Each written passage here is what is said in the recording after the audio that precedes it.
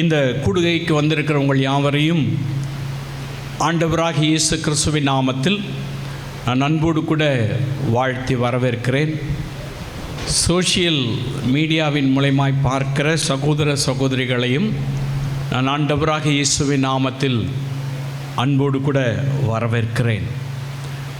எனக்கு அன்பான அன்பு சகோதரனே சகோதரியே, இந்த நாளிலே நான் என்ன வார்த்தை பேச வேண்டும் என்று நான் வேதத்தை திருப்பிக் கொண்டிருக்கும் பொழுது கர்த்தர் எனக்கு கொடுத்த வார்த்தையை நான் உங்கள் நடுவில் கொண்டு வந்து நான் உங்களுக்காக அதை விளக்கி காண்பித்து ஜெபிக்க விரும்புகிறேன். எல்லாருக்கும் தெரிஞ்ச ஒரு வசனம், எல்லாருக்கும் தெரிஞ்ச ஒரு சம்பவம்.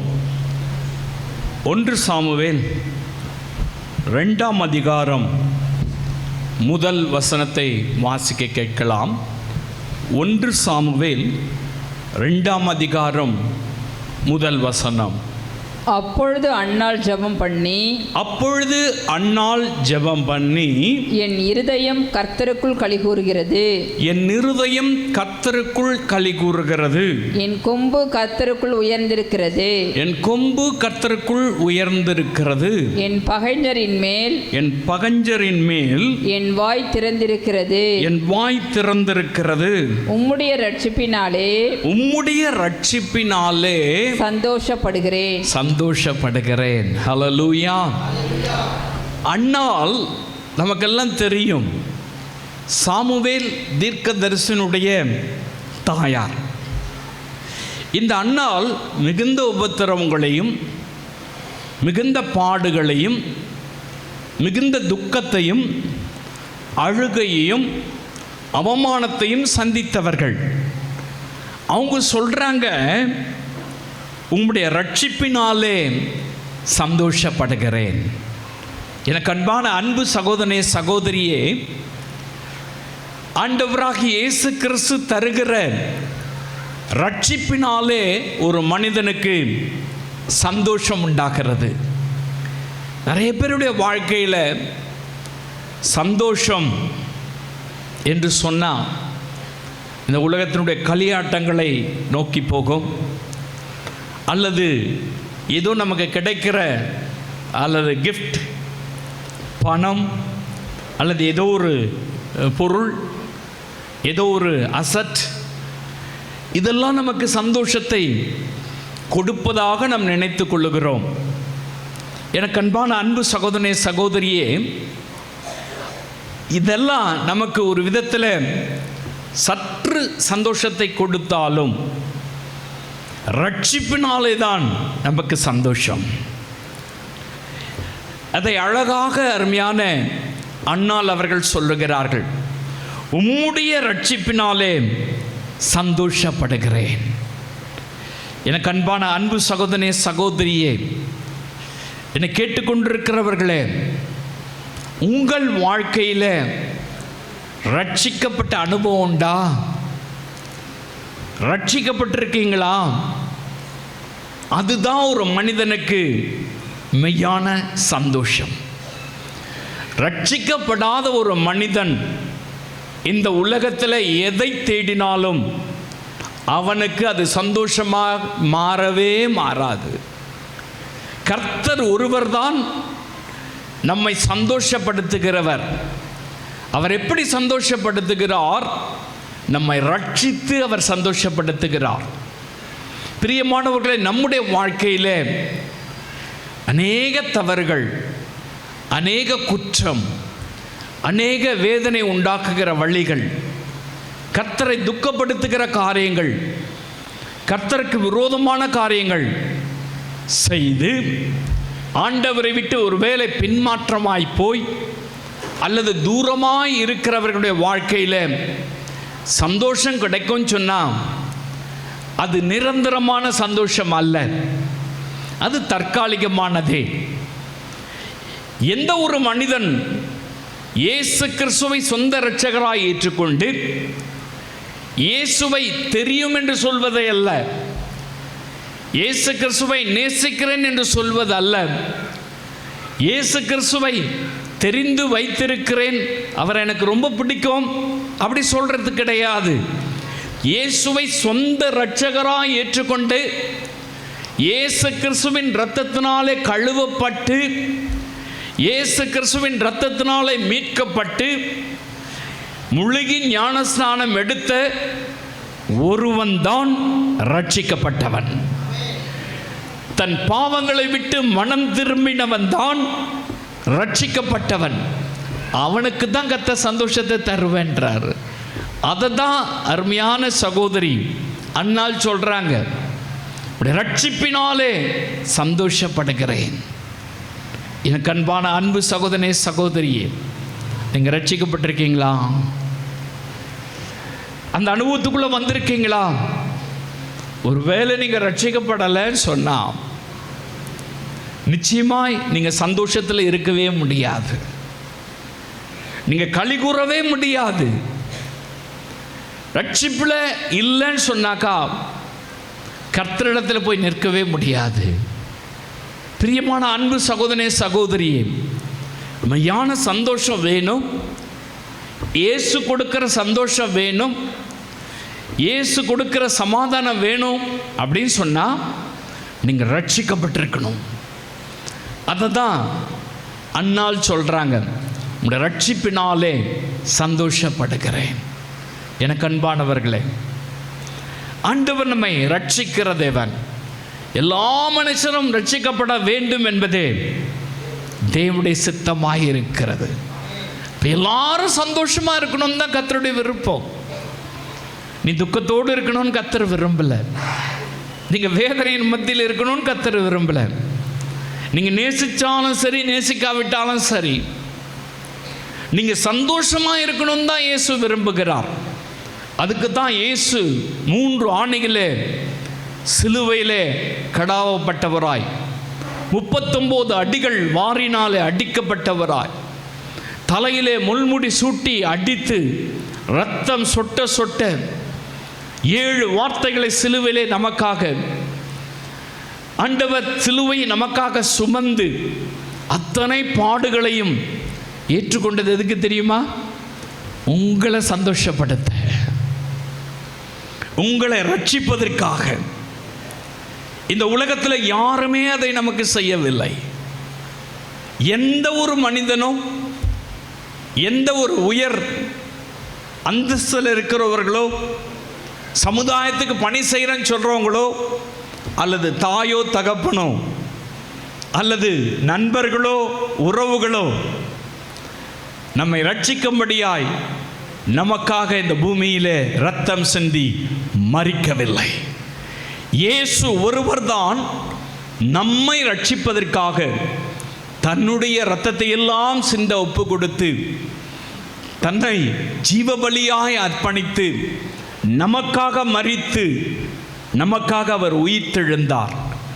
இதை ஏற்றுக்கொள்ளுகிறவன் தான், எனக்காகத்தான் இயேசு இத்தனை பாடுகள், இத்தனை உபத்திரவங்கள், இத்தனை சித்திரவதைகள், ஒரு தெய்வத்துக்கு இவ்வளவு நிலைமை ஏற்படுவதற்கு காரணம் என்னுடைய பாவம்தான் என்று ஒப்புக்கொண்டு இயேசு எனக்காக பரிகாரம் செய்தார் என்று சொல்லி ஏற்றுக்கொள்ளுகிறவன் தான் ரட்சிக்கப்படுவான்.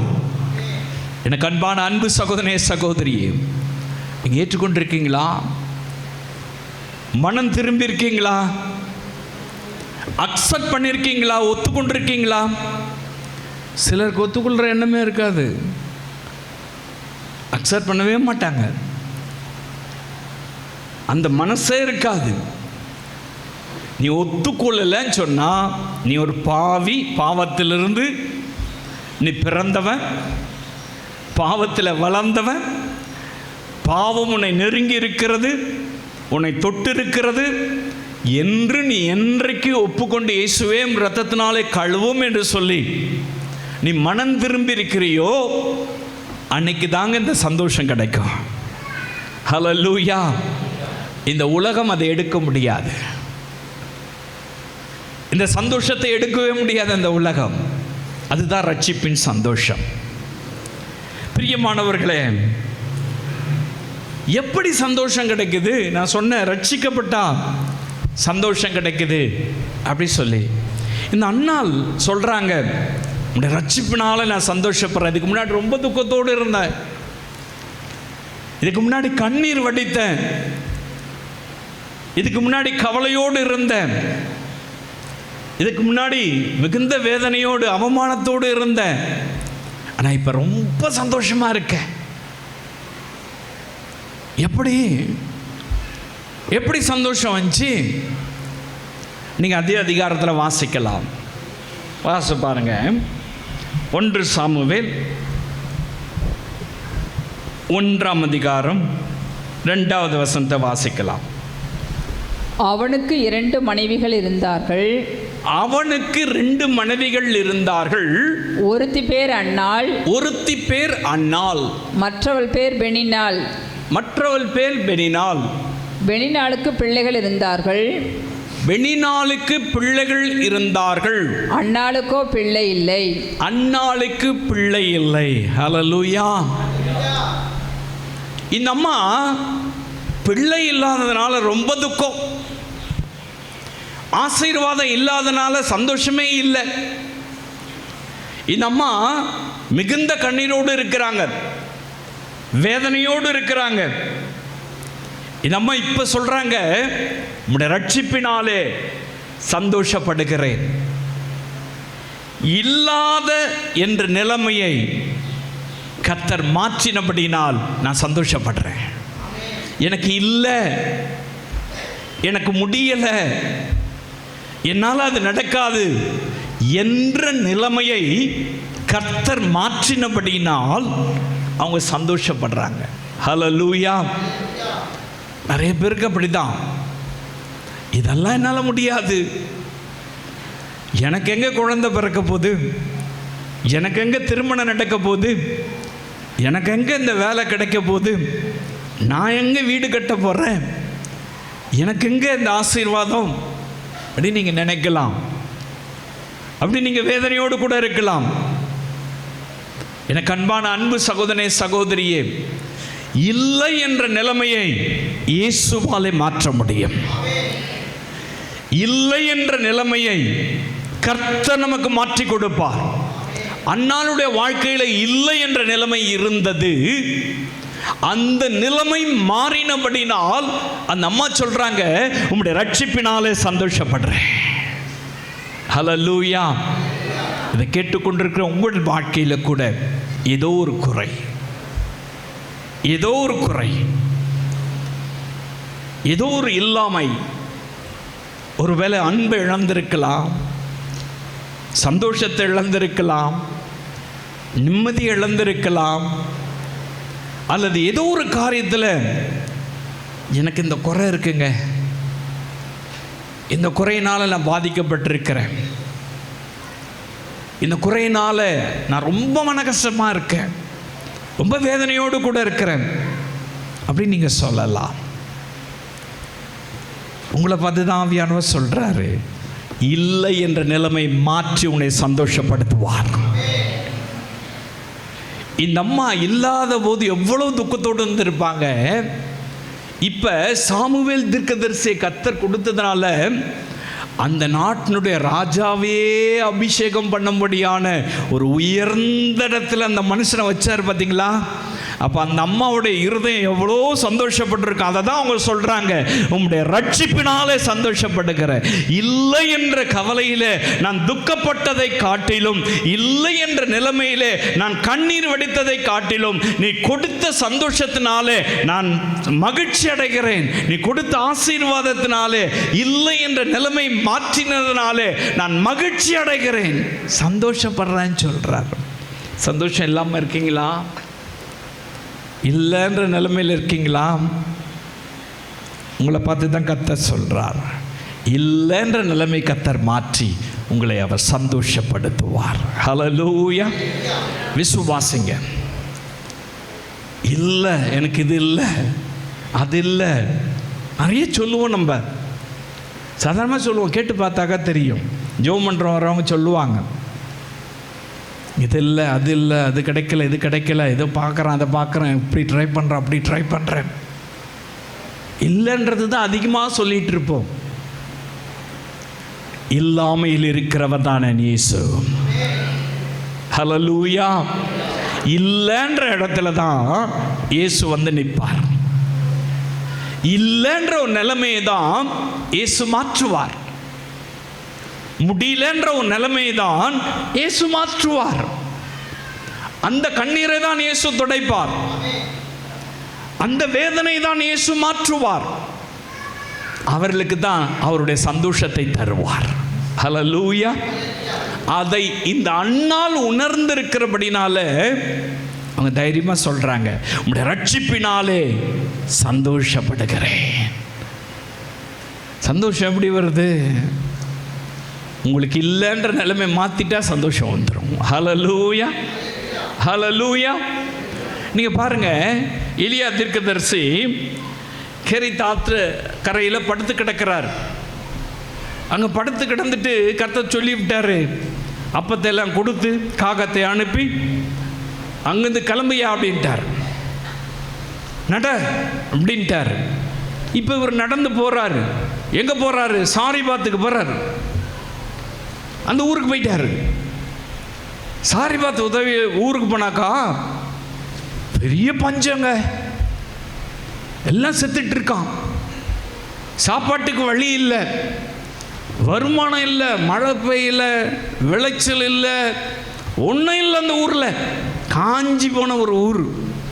அங்கே துரத்தி விட்டார். பாருங்க, அங்கே போட்டான். ஊழியக்காரர்கள்லாம் அப்படி தான் வரும்.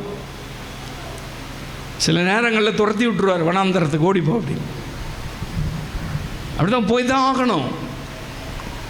பாருங்க, அங்கே காகத்தை ஆயத்தப்படுத்தினாரா? ஐயோ, நிம்மதியாக தூங்கிட்டு சாப்பிட்டுட்டு இருந்தார். திடீர்னு பார்த்தா அந்த இடத்த விட்டு கிளம்பிடான்னு. இப்போ பாருங்க, சாரிபாத்துக்கு போகிறாரு. அந்த ஊரில் போனால் வெறும் பஞ்சம். சுற்றி பார்க்குறாரு, ஒன்றும் கிடைக்கல, எந்த விளைச்சல் பொருளும் இல்லை, ஜனங்கள்லாம் மடிஞ்சிட்டு இருக்காங்க. அவர் கண்ணில் ஒரு கேள்வி பட்டுச்சு. இந்த அம்மா பார்த்தீங்கன்னா விறகு பொறுக்கிட்டு இருக்காங்க. விறகு பொறுக்கிட்டு இருக்கிறவங்ககிட்ட போய் எனக்கு குடிக்கிறதுக்கு கொஞ்சம் தண்ணி கொடுன்னு கேட்குறாரு. கேட்டாரா? கேட்டது மட்டும் இல்லை, அவங்க தண்ணி எடுக்க போகிறாங்க. நீ ஒரு சின்ன அப்பம் சுட்டு எடுத்துருமா அப்படின்றாரு. அந்த அம்மா சொல்கிறாங்க, ஒரு பிடி மாவு தான், கொஞ்சோண்டு எண்ணெய் தான் வச்சுருக்கேன், அதை தவிர வேற ஒன்றும் இல்லை. அவங்ககிட்ட ஒரு பிடி மாவு, கொஞ்சம் எண்ணெய், அதை தவிர என்கிட்ட வேற ஒன்றுமே கிடையாது. நானும் என் பையனும் இருக்கான். நாங்கள் ஒரு வேலைக்கு சாப்பிட்டு அடுத்த வேலைக்கு செத்து போயிடுவோம். என்கிட்ட ஒன்றுமே கிடையாது. இல்லை. வாசிக்கலாம், 1 ராஜாக்கள் 17ஆம் அதிகாரம் 12ஆம் வசனத்தை வாசிக்கலாம். அதற்கு அவள் பானையில் ஒரு பிடி மாவும் களையத்தில் கொஞ்சம் எண்ணெயுமே அல்லாமல் என்னிடத்தில் ஒரு அடையும் இல்லை என்று இல்லை என்று உம்முடைய தேவனாகிய கர்த்தருடைய ஜீவனை கொண்டு சொல்லுகிறேன். இதோ நானும் என் குமாரனும் சாப்பிட்டு செத்து போக அதை எனக்கும் அவனுக்கும் ஆயத்தப்படுத்துகிறதற்கு 2 விறகு பொறுக்குகிறேன் என்றாள். தொடர்ந்து வாசிக்கலாம். அப்பொழுது எலியா அவளை பார்த்து பயப்படாதே, நீ போய் உன் வார்த்தையின்படியே ஆயத்தப்படுத்து, வார்த்தையின்படியே நீ செய்மா. ஆனாலும் முதல் அதிலே இங்கதான் ஒரு புள்ளி வைக்கிறார், வைக்கிறார். ஆனாலும் ஃபர்ஸ்ட், முதல்ல எனக்கு ஒரு சிறிய அடையை பண்ணி, ஒரு பிடி மாவு தான், அவங்க 2 பேர் தான் சாப்பிட முடியும், அதுவே குறைச்சலாக தான் இருக்கும். ஆனால் இவர் கேட்குறப்ப ரோல சுயநலவாதி இல்லை. ஊழியக்காரங்க வந்து கேட்டால் அப்போ தான் யோசிப்பாங்க, இவர் எதுக்கு ஊழியத்துக்கு வரணும், இவர் ஆண்டவர்கிட்ட கேட்டு பெற்றுக்க வேண்டியது தானே, இவரையா வந்து அப்படியெல்லாம் பேசுவாங்கல்ல. இந்த அம்மா கூட பேசியிருக்கோம், நானும் என் பையனும் சாப்பிட்றதுக்கு தான் கொஞ்சோண்டு வச்சுருக்கிறோம், இதுலேயும் இருந்தாலும் வந்து கேட்குறாரு பாரு, முதல்ல எனக்கு எடுத்துனுவான்றாரு. மீன் தான் எடுத்துனுவான்லாம் சொல்லலை, நீங்கள் சாப்பிட்டதுக்கப்புறம் எடுத்துனுவாங்கலாம் சொல்லலை, ஃபஸ்ட்டு எனக்கு எடுத்துனுவா. முதல்ல ஒரு சின்ன அடையை சுட்டு எனக்கு எடுத்துகிட்டு வா அப்படின்றார். அந்த மாதிரி என்ன செஞ்சாங்க பாருங்க, வாசிக்கலாம். அடையை பண்ணி என்னிடத்தில் கொண்டு வா, என்னிடத்தில் கொண்டு வா, பின்பு உனக்கும் உன் குமாரனுக்கும் பண்ணலாம், பின்பு உனக்கும் உன் குமாரருக்கும் பண்ணலாம். கர்த்தர் தேசத்தின் மேல், ரெண்டாவது தான் உனக்கு, ஃபஸ்ட்டு ஊழியக்காரனுக்கு தான், முதல்ல எனக்கு எடுத்துகிட்டு வா, அதுக்கப்புறம் தான் என்ன உனக்கும் உன் பிள்ளைக்கும். கர்த்தர் தேசத்தின் மேல், கர்த்தர் தேசத்தின் மேல் மழையை கட்டிடும் நாள் மட்டும், மழை எப்போ வருதோ அது வரை பானையின் மா செலவழிந்து போவதும் இல்லை. எங்கேயும் போய் மாவுலாம் வாங்க தேவையில்ல, பானையில் இருக்கிற மாவு அது செலவழிவே அழியாது. கலசத்தின் எண்ணெய் கொஞ்சோண்டு வச்சிருக்கல, அந்த எண்ணெய் குறைவுபடாது, குறைந்து போவதும் இல்லை என்று இஸ்ரவேலின் தேவனாகிய கர்த்தர் சொல்லுகிறார் என்றான். இஸ்ரவேலின் தேவனாகிய கர்த்தர் சொல்லுகிறார் என்றார். அவள் போய் எலியாவின் சொற்படி செய்தாள். அவளும் இவனும் அவள் வீட்டாரும் இப்ப பாருங்க, வீட்டார் சேர்ந்துக்கிட்டாங்க. முதல்ல மகன் தான் இருந்தான், இப்ப மாமனார் மாமியார் மச்சாங்க எல்லாம் சகோதரிகள் அவங்க வீட்டார் மொத்த பேரும் அப்படி ரவுண்டு கட்ட ஆரம்பிச்சிட்டாங்க. அநேக நாள் சாப்பிட்டார்கள். எவ்வளவு நாள் இல்லைன்றவங்க, நாட்டில் பஞ்சம், மழை இல்லை, ஆனால் எவ்வளோ நாள் சாப்பிட்டாங்களாம்? அநேக நாள். மழை பெய்கிற வரலும் மாவு குறைவே இல்லை, எண்ணெய் குறைவே இல்லை. எனக்கு அன்பானவர்களே, இல்லை என்ற நிலைமையை கர்த்தர் மாற்றி அந்த குடும்பத்தை ஆண்டவர் சந்தோஷப்படுத்தினார். ஹல்லேலூயா. வறுமை இருக்குதா? கடன் பாரத்தில் இருக்கீங்களா? குழந்தை இல்லைன்னு இருக்கீங்களா? ஏதோ ஒன்று இல்லைன்னு இருக்கீங்களா? உங்களோடு தான் கர்த்தர் பேசுகிறார். இல்லை என்ற நிலைமையை கர்த்தர் மாற்றி உங்களை சந்தோஷப்படுத்துகிறவர் என்பதை நீங்கள் புரிந்து கொள்ள வேண்டும். உங்களுக்கு இல்லை என்ற நிலைமையை கர்த்தர் மாற்ற போகிறார். நீங்க இல்லைன்னு நீ சொல்ல போறது கிடையாது. எனக்கு அது கிடைக்கல, அது இல்லைன்னு நீங்க சொல்ல போறது இல்லை. இல்லைன்ற நிலைமையை கர்த்தர் மாற்றி உங்களை சந்தோஷப்படுத்துவார். அண்ணால சந்தோஷப்படுத்தினாரா? இதை கேட்கிற உங்களை சந்தோஷப்படுத்துவாரா இயேசு? ஹல்லேலூயா. நிச்சயமா சந்தோஷப்படுத்துவார். நிச்சயமா இல்லைன்ற நிலைமை மாத்திடுவார். நீ எதை இழந்திருந்தாலும் சரி, எது கிடைக்கலன்ற நிலைமை இருந்தாலும் சரி, இல்லைன்ற நிலைமை கர்த்தர் மாற்றி சந்தோஷத்தை தருவார். ஹல்லேலூயா, ஹல்லேலூயா. அதனால தான் அண்ணா சொல்றாங்க, ரட்சிப்பினாலே சந்தோஷப்படுகிறேன். ஹல்லேலூயா. சரி, அவங்க ஏன் மறுபடியும் சொல்றாங்க இந்த வார்த்தையை? வாசிக்கலாம். அதே 1 சாமுவேல் 1ஆம் அதிகாரம் 7ஆம் வசனத்தை வாசிக்கலாம். 1 சாமுவேல் 1ஆம் அதிகாரம் 7ஆம் வசனம். அவள் கர்த்தருடைய ஆலயத்திற்கு போகும் சமயத்தில்,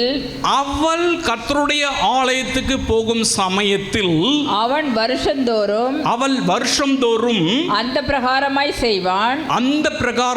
செய்வான். இவள் அவளை மனமடிவாக்குவாள். இவள் அவளை மனமடிவாக்குவாள். அப்பொழுது அவள் சாப்பிடாமல் அழுது கொண்டிருப்பாள். இந்த அம்மாக்கு பாருங்க எவ்வளவு துக்கம், எவ்வளவு கஷ்டம் பார்த்துங்க. என்ன பண்ணுவாலாம், அப்படியே குத்தி குத்தி பேசுவாங்கல்ல, சாடி சாடி பேசுவாங்க, பஞ்ச் பண்ணி பேசுவாங்க. எங்கனா கிடைப்பாங்களா வாய்ப்பு மட்டி விடலாமான்னு பார்ப்பாங்க. எதனா குற்றம் கண்டுபிடிச்சி அவங்கள பேச விடாமல் ஆக்கிடுவாங்க. பாருங்க, இந்த அம்மா பேச முடியல.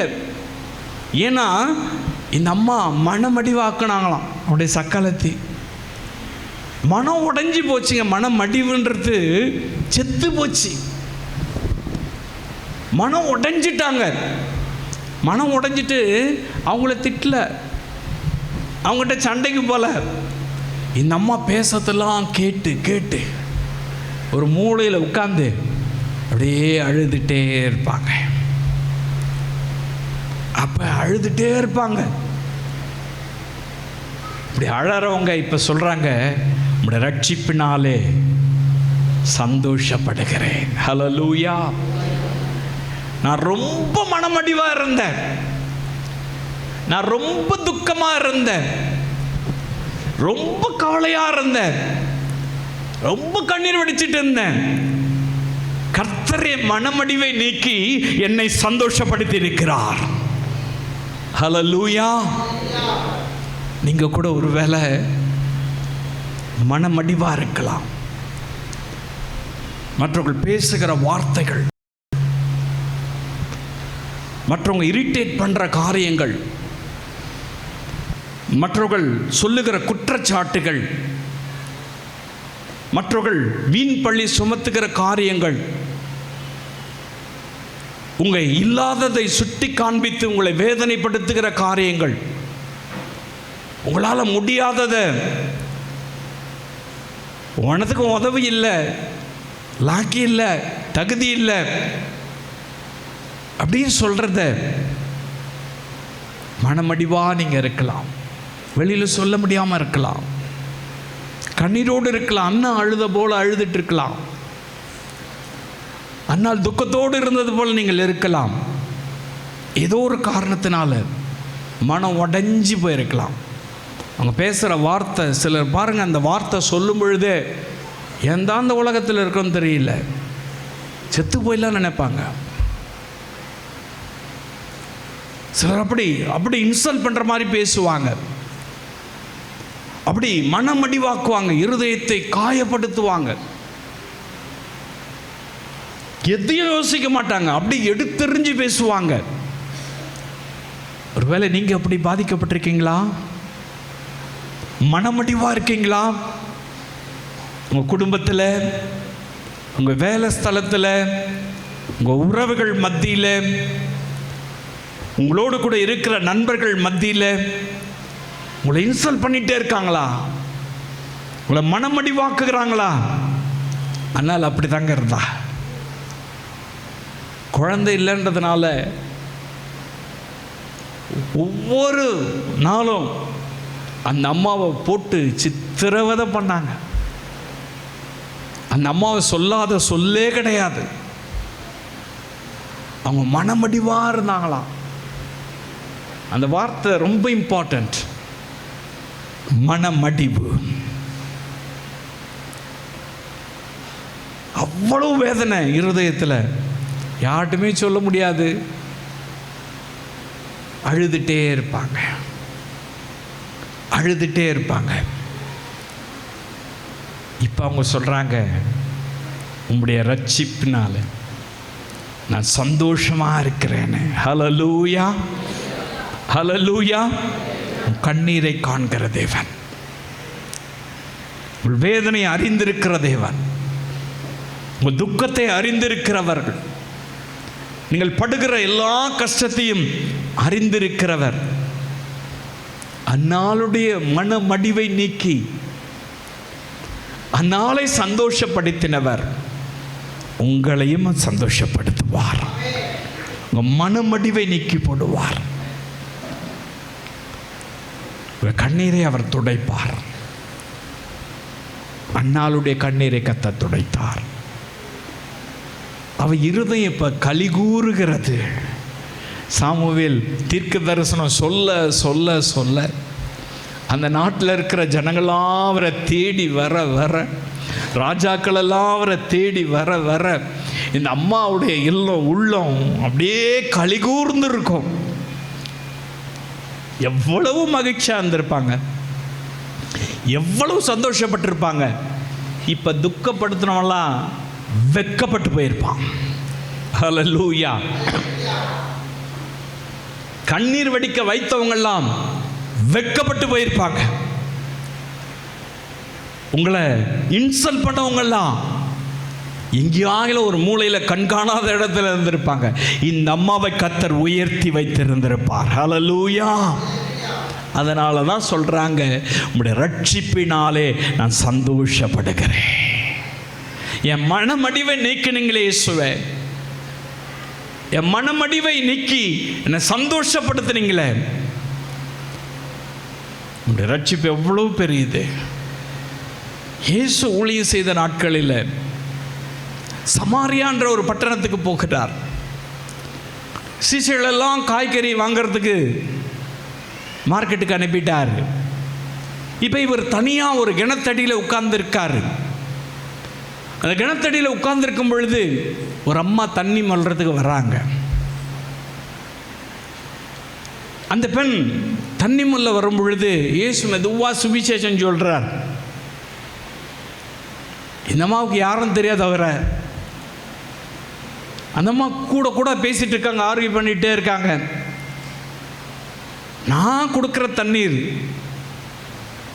வற்றாது, ஜீவ தண்ணீரை நான் உனக்கு கொடுக்குறேன் அப்படி சொல்கிறாங்க. அப்போ எனக்கு கொடுங்க அப்படின்னு அந்த அம்மா கேட்குறாங்க. அவர் கேட்டார் இயேசு, அவளை பார்த்து, உன் புருஷனை கூட்டிகிட்டு வா, நான் தரேன் அப்படின்னாரு. இந்த அம்மா இருதயம் உடஞ்சி போச்சு, மனமடிவாக இருக்காங்க. ஒரே வார்த்தையில் முடிச்சிட்டாங்க, எனக்கு புருஷனே இல்லைன்ட்டாங்க. எனக்கு புருஷனே இல்லைன்ட்டாங்க. இயேசு சொல்கிறாரு, இல்லை இல்லை, உனக்கு 5 புருஷர்கள் இருக்கு, எல்லாம் செத்து போயிட்டான். இப்போ இருக்கிறவனும் நிரந்தரம் கிடையாதுன்னு நினைக்கிற, ரொம்ப மனமடிவாக இருக்கிறோம், அதனால தான் உனக்கு பிரச்சனை இல்லைன்னு சொல்லிட்ட நீ அப்படின்னு சொல்லிட்டு நீங்கள் வாசிக்கலாம். யோவான் 4ஆம் அதிகாரம் 16, 17, 18 வசனங்களை வாசிக்கலாம். இயேசு அவளை நோக்கி, நீ போய் உன் புருஷனை இங்கே அழைத்து கொண்டு வா என்றார். உன் புருஷனை இங்கே அழைத்து கொண்டு வா என்றார். அதற்கு அந்த ஸ்திரீ எனக்கு புருஷன் இல்லை என்றாள். இயேசு அவளை நோக்கி, எனக்கு புருஷன்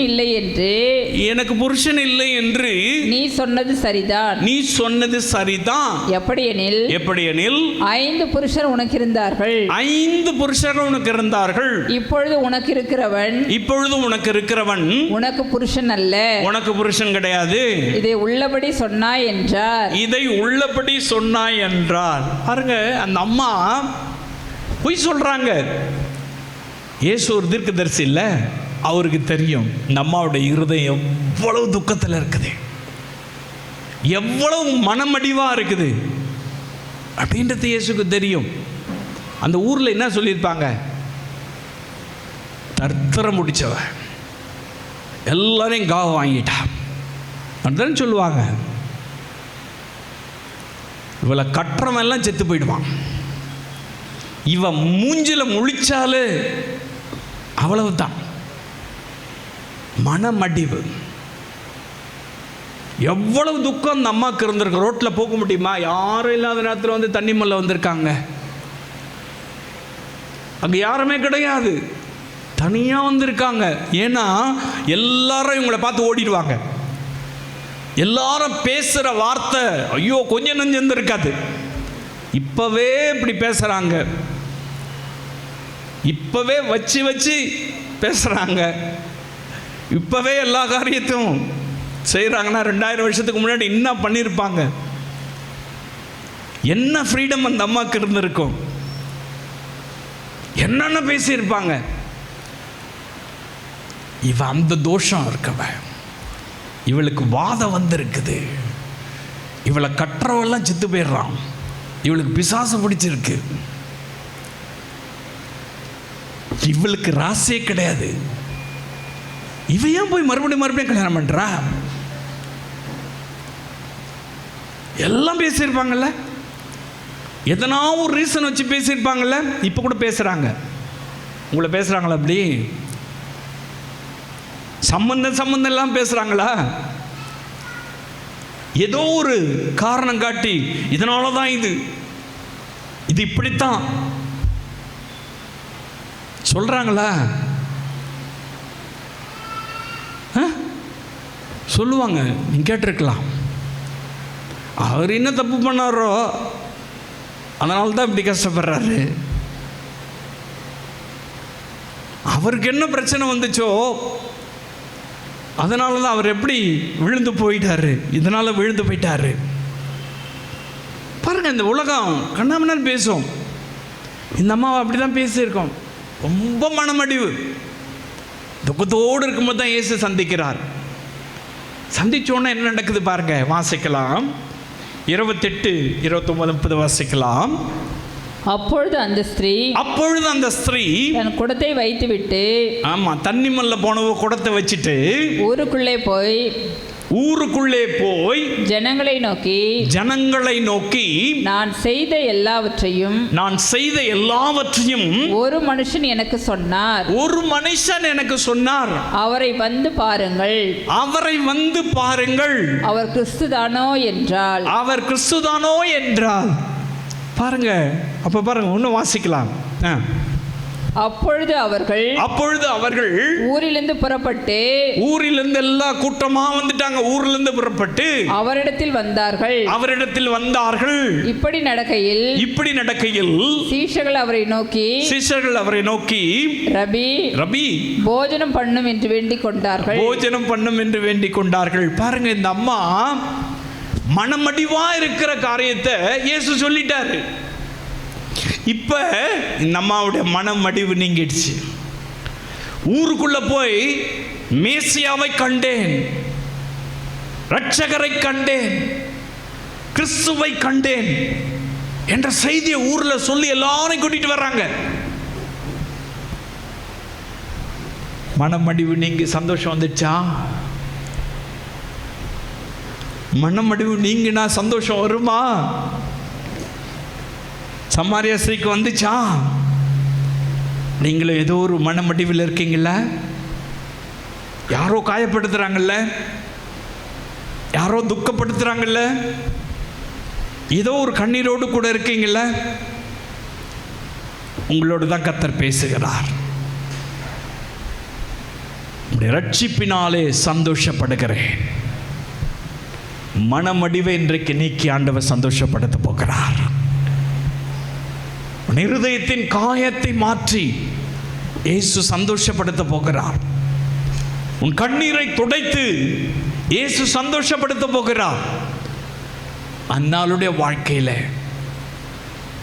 அழுது கொண்டிருந்தவள், மனமடிவாயிருந்தவள், அழுகையை துடைத்து, கண்ணீரை துடைத்து, மனமடிவை மாற்றி இப்ப சந்தோஷமாய் கர்த்தர் வைத்திருக்கிறார். ஹல்லேலூயா.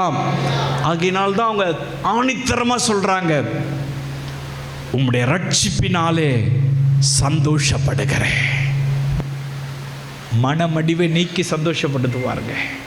ஹல்லேலூயா, ஹல்லேலூயா. மூன்றாவது ஒரு காரியத்தை நான் சொல்லி முடிக்கிறேன். வாசிக்கலாம்.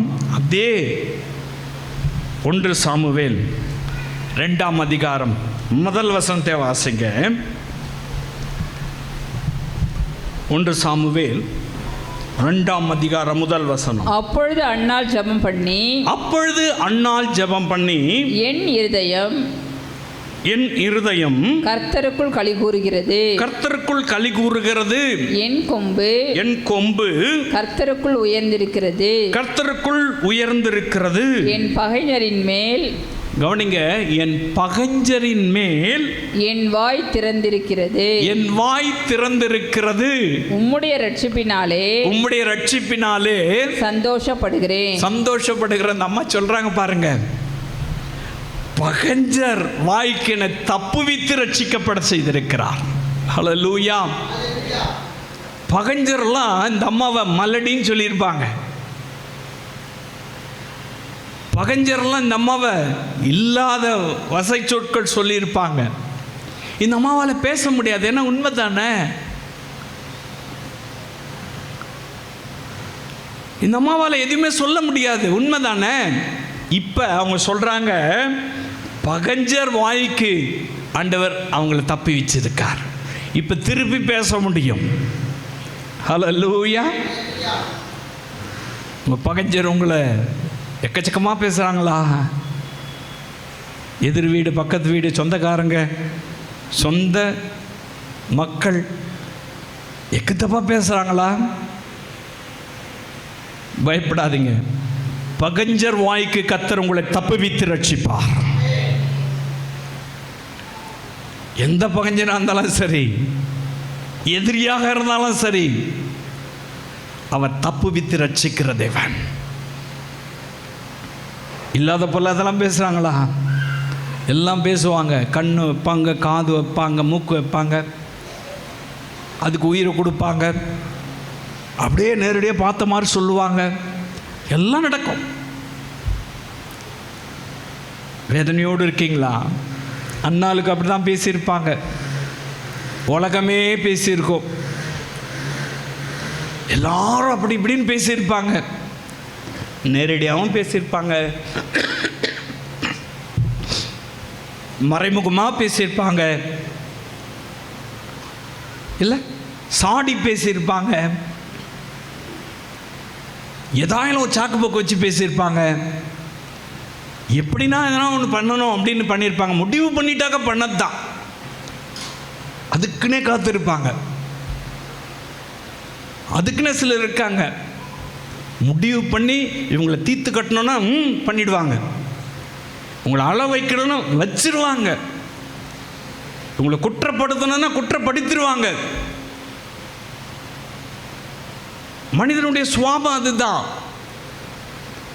அப்படி தான் அண்ணால பண்ணியிருப்பாங்க. அவங்கள துக்கப்படுத்தியிருப்பாங்க.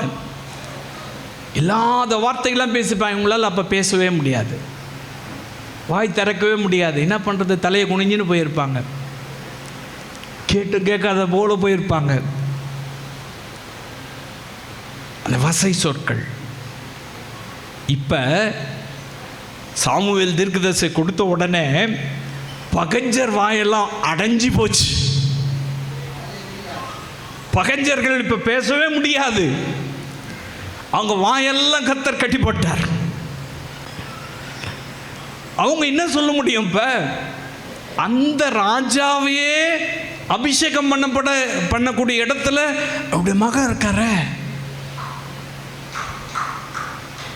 எங்க இருக்கிறவனும் அந்த மகன்கிட்ட ஜெபம் பண்ணுறதுக்கு வர்றாங்களே, தீர்க்க தரிசனம் சொல்றது கேட்கறதுக்கு. எங்க இருக்கிற நபர்களும் வர்றாங்களே. இப்போ யாரா சொல்ல முடியுமா?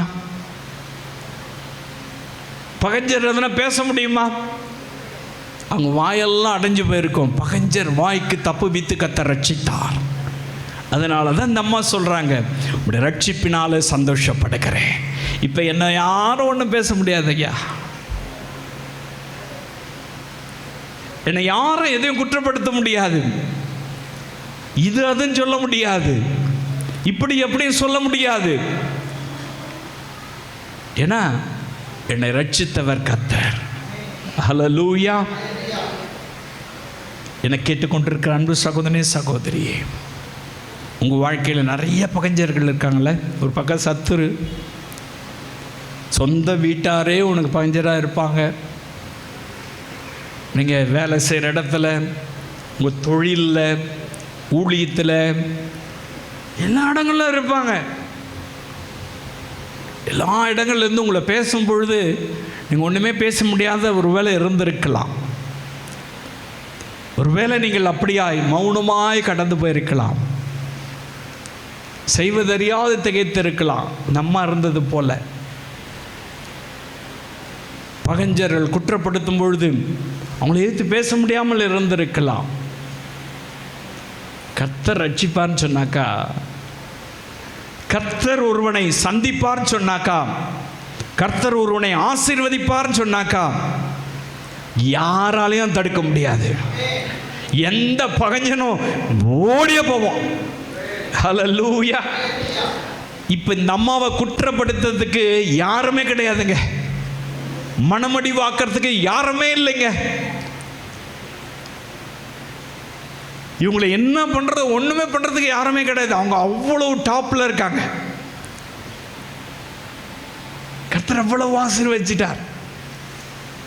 இதை கேட்கிற உங்க வாழ்க்கையில் அன்னாளுக்கு அற்புதம் செய்தவர், அன்னாளுடைய வாழ்க்கையை ரட்சித்தவர், அன்னாளுக்கு சந்தோஷத்தை கொடுத்தவர் உங்களுக்கு தருவாரா? தருவாரா? நிச்சயமா தருவார். இயேசு ஊழியம் செய்யும் பொழுது ஒரு மலைக்கு போயிருக்காரு. அந்த மலையில் பார்த்தா சபையில் ஆழமான கூட்டம், உட்கார்றதுக்கு இடம் இல்லை. அந்த கூட்டத்து நடுவில் ஒரு கூனி அம்மா உட்கார்ந்துருக்காங்க. கூனி, கூனி தெரியுமில்ல? கூனி. அவங்க எழுந்து நடக்க முடியாது, வானத்தை பார்க்க முடியாது, கீழே பூமியை தான் பார்க்க முடியும். வசனம் சொல்லுது எவ்வளவு வேணும் நிமிர முடியாது. கூனியா கொஞ்சம் கூட இப்படி இப்படி பார்க்க முடியாது.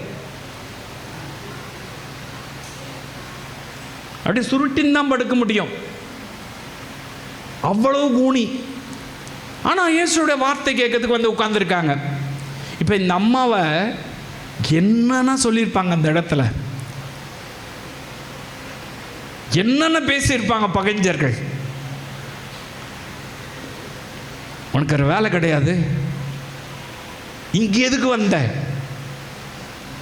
எங்கேயாச்சும் ஓரமாக இருக்க வேண்டியது தானே, உனக்குன்னு இங்கே வேலை, உன்னால் தான் முடியல இல்லை, எதுக்கு இங்கே வந்த அப்படியெல்லாம் பேசியிருப்பாங்க. வழி விடு, இந்த கிழவிக்கு வேற வேலையே கிடையாது சொல்லியிருப்பாங்கல்ல, பேசியிருப்பாங்கல்ல. கொஞ்சம் யோசிச்சு பாருங்க. கூட்டத்து நடுவில் இந்த அம்மா இருக்காங்க, இயேசு பார்வைப்படுகிற இடத்துல இருக்காங்க. மேக்சிமம் இந்த ரோட்டினுடைய ஒரு பாதி அளவுக்கு கிளியராக தெரியும் நமக்கு. அந்த ரோட்டில் இருக்கிறது நமக்கு தெரியுமா? அப்போ அவங்க பார்வைப்படுற அளவுக்கு தான் அந்த அம்மா இருக்காங்க, இயேசுவுடைய பார்வைப்படுற அளவுக்கு இருக்காங்க. இப்போ பார்த்துங்க, இந்த அம்மாவை இயேசு பார்க்குறாரு. அந்த கூட்டத்து நடுவில் அவளை கிட்ட வந்து உட்கார்ந்துருக்காங்க. இப்போ 40 பேர் செத்து பண்ணாங்களா? அந்த மாதிரி இல்லை. இயேசு கூடுற இடத்துல ஒருத்தரும் சாவல, எல்லாரும் சுகமாய் வீடு போய் திரும்பினாங்க, சந்தோஷமாய் வீடு போய் திரும்பினாங்க. எனக்கு அன்பானவர்களே, இந்த அம்மா அவ்வளோ துக்கத்தில் வந்து உட்கார்ந்துருக்காங்க, முடியாத நிலைமையில் வந்து உட்கார்ந்துருக்காங்க. இயேசு கூப்பிட்டாரு. இந்த அம்மாவெல்லாம் திட்டியிருப்பாங்க. கூப்பிடும் பொழுதே இந்த அம்மா டக்குன்னு இப்போ நான் கோலங்களை பிடிச்சிட்டு போய் இயேசுக்கிட்ட போய் நின்றுன்னு முயற்சி பண்ணியிருப்பாங்க. என்ன பண்ணியிருப்பாங்க? பக்கத்தில் இருக்கவங்க, இரு கூப்பிட்டா என்ன இப்போ அவசரம், உட்காரு, முடிஞ்சதுக்கப்புறம் போய் அவரை பார்த்துக்கலாம் நம்ம சொல்லுவோம்ல, அந்த மாதிரி சொல்லியிருப்பாங்க. என்ன அவசரம், இங்கே வான்னு இயேசு கூப்பிட்றாரு. கூட்டத்தில் பிரசங்கம் பண்ணிட்டு இருக்கும்போது கூப்பிட்றாரு வான்னு. அப்படின்னா என்ன, அவங்க உடனே எழுச்சி முயற்சி பண்ணியிருப்பாங்க போகிறதுக்கு. பக்கத்தில் இருக்கிறவங்க, எதிர்க்க இருக்கிறவங்க எல்லாரும் திட்டியிருப்பாங்க. ஆனாலும் அவங்க திட்டு வாங்கிக்கினாங்க, ஒன்றும் பேசலை, அவங்ககிட்ட ஆர்கியூ பண்ணிட்டு இல்லை. நீ என்ன பேசிக்கோ, என்னை கூப்பிட்றது இயேசு, என்னை அழைத்தவர் இயேசு, என்னை ரட்சித்தவர் இயேசு, நான் அவரை தான் பார்ப்பேன், அவர் தான் சொல்லியிருக்காரு, என்னை வர சொல்லியிருக்காரு. ஸோ பாருங்கள், அவ்வளோ கஷ்டப்பட்டு அந்த இடத்துக்கு வந்து நிற்கிறாங்க. இயேசு பார்த்தாரு, தலை மேலே தன் கையை வச்சார், அவ்வளவுதான். பார்த்துங்க, அந்த கூன் அப்படியே நிமிர்ந்துச்சு. ஹல்லேலூயா. கூனியா வந்தவங்க நேராக நிமிர்ந்து, தலை நிமிர்ந்து, பகைஞரெல்லாம் செதறடிச்சு ஓடி இருப்பாங்க. திட்டினவெல்லாம் அவமானப்பட்டு இருப்பான், ஏளனமா பேசினவெல்லாம், துக்கப்படுத்தினவெல்லாம் எவ்வளோ பெரிய அற்புதம்னா மாய பொழந்துட்டு பார்த்துருப்பான். பகஞ்சரை கத்தர் வெட்கப்படுத்தினார்ல, அவங்க வாய்க்கு கத்த தப்பு வித்தார்ல. அந்நாளை அப்படித்தான் பகஞ்சராயிருக்கிற சொந்த குடும்பத்தாருடைய வாய்க்கு கத்த தப்பு வைத்தார். ஹல்லேலூயா. உங்களை அவர் தப்பு வைப்பார். உங்கள் வேலையிலே ஆண்டவர் தப்பு வைப்பார். உங்களுடைய தொழிலிலே கத்தர் உங்களை தப்பு வைப்பார். உங்கள் ஜனத்தின் நடுவிலே கத்தர் உங்களை தப்பு வைப்பார். தப்பு வைத்ததுனால தான் பகஞ்சரை ஆண்டவர் ஒதுக்கி வச்சதுனால தான், அவங்கெல்லாம் வைக்கப்பட்டதுனால தான் அந்த அம்மா சொல்கிறாங்க, உங்களுடைய ரட்சிப்பினாலே சந்தோஷப்படுகிறேன், ரட்சிப்பினாலே சந்தோஷப்படுகிறேன். ஒரு சந்தோஷம் வேணாம்ல, ரட்சிக்கப்பட்ட அனுபவம் இருக்கணும். அவமானங்களை தாங்கிக் கொள்ளுகிற அனுபவம் இருக்கணும். நிந்தனைகளை தாங்கிக் கொள்ளுகிற அனுபவம் இருக்கணும். பகஞ்சருடைய வசை சொற்களை ஏற்றுக்கொள்ளுகிற அனுபவம் இருக்கணும். இந்த அம்மாவுக்கு எல்லா எக்ஸ்பீரியன்ஸ் இருந்தது, அண்ணாளுக்கு எல்லா எக்ஸ்பீரியன்ஸ் இருந்துச்சு. எல்லாவற்றையும் கத்தர் மாற்றி இன்னைக்கு மகிழ்ச்சியாக இருக்க கத்தர் உதவி செய்தார். அந்த சந்தோஷத்தை இன்னைக்கு நீங்கள் பெற்றுக்கொள்ள போகிறீங்க. விசுவாசிக்கிறீங்களா? உங்களுடைய ரட்சிப்பினாலே சந்தோஷப்படுகிறேன் நீங்கள் சொல்ல போகிறீங்க. இயேசுவே, உங்களுடைய ரட்சிப்பினாலே நான் சந்தோஷப்படுகிறேன். நீர் என்னை தெரிந்து கொண்டதனால் நான் சந்தோஷப்படுகிறேன். நீர் என்னை முன்குறித்ததனாலும் சந்தோஷப்படுகிறேன். இந்த பாடுகள் எல்லாம் என்னை துக்கப்படுத்த முடியாது. இந்த மனமடிவு என்னை மடக்கி போட முடியாது. இந்த பகஞ்சருடைய வசை சொற்கள் என்னை குற்றப்படுத்தி ஓரமாக உட்கார வைக்க முடியாது. என்னை சந்தோஷப்படுத்துகிறவர் நீ. அன்னாளை சந்தோஷப்படுத்தினவர் என்னையும் சந்தோஷப்படுத்துங்க. இன்றைக்கு அந்த மகிழ்ச்சி எனக்கு வேணும். இல்லைன்ற நிலைமை மாற்றி எனக்கு சந்தோஷத்தை கொடுங்க. நீங்கள் கேட்க ஆரம்பிங்க, என் மனமடிவை நீக்கி எனக்கு சந்தோஷத்தை கொடுங்க. என் பகஞ்சருக்கு தப்பு வித்தி என்னை சந்தோஷத்தை கொடுங்க. அப்படி சொல்லி கேட்கலாமா? அப்படி சொல்லி கேட்கலாமா? எல்லாரும் இயேசுவை நோக்கி பார்த்து, அந்நாளுக்கு சந்தோஷத்தை தந்தீங்களே, என் வாழ்க்கையில் சந்தோஷத்தை தாங்க. இந்த சோஷியல் மீடியாவின் மூலமாய் பார்க்கிறேன், இந்த அன்பு சகோதர சகோதரிய வாழ்க்கையில் சந்தோஷத்தை இழந்திருக்கிற இந்த சகோதரிக்கு, இந்த சகோதரனுக்கு நீ மனம் இறங்கி சந்தோஷத்தை தருவீராக. அந்நாளுக்கு நீ இரக்கம் பாராட்டினது போல இதை கேட்டுக்கொண்டிருக்கிற இந்த சகோதர சகோதரிக்கு இரக்கம் பாராட்டி அந்த சந்தோஷத்தினால் நிரப்பி ஆசீர்வதிங்க. இயேசுவின் நாமத்தில் நல்ல பிதாவே.